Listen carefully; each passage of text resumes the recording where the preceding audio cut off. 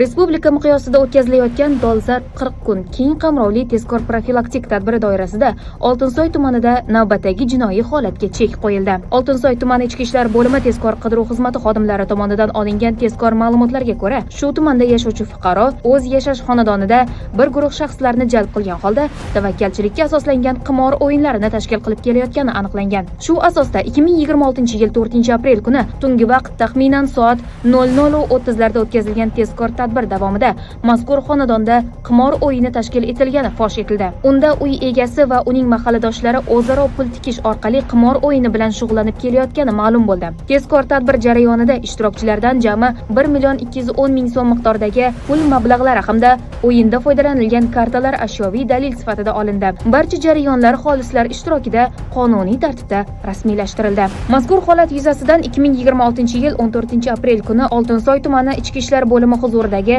tergov guruhi tomonidan O'zbekiston Respublikasi Jinoyat kodeksining 278-moddasi 1-qismi bilan jinoyat ishi qo'zg'atildi. Ayni vaqtda holat yuzasidan tergov harakatlari olib borilmoqda. Hurmatli fuqarolar, qonunbuzarlik holatlariga befarq bo'lmang. Jamiyat xavfsizligi har birimizga bog'liq.